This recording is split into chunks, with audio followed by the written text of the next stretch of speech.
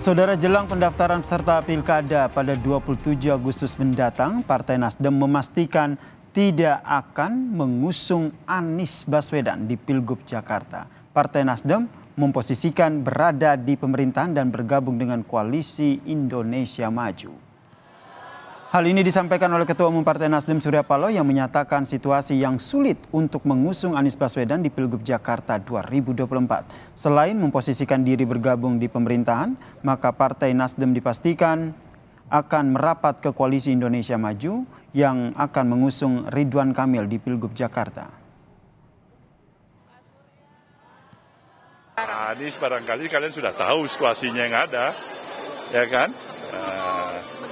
Ya barangkali susah beliau untuk maju dalam Pilkada DKI, ya.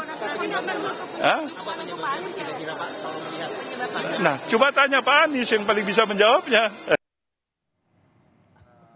Sementara itu, Ketua Harian Partai Gerindra Sufmi Dasko Ahmad justru mengonfirmasi ada lebih dari 3 parpol yang akan bergabung dalam Kim Plus. Dasko memastikan PKB dan PKS sudah merespons positif usulan untuk berkoalisi dengan Koalisi Indonesia Maju di sejumlah pilkada, termasuk di Jakarta.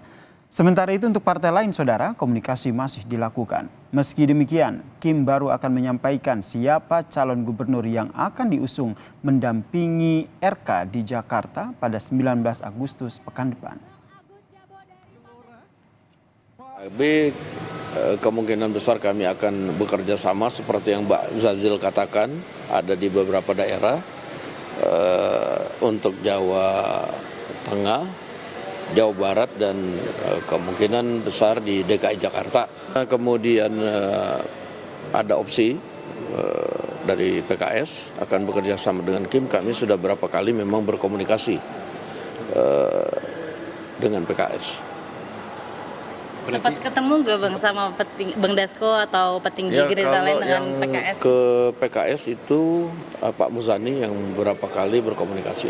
Ya. Komunikasinya sama Majelis Syuro? Ya, baik dengan Presiden maupun Majelis Syuro.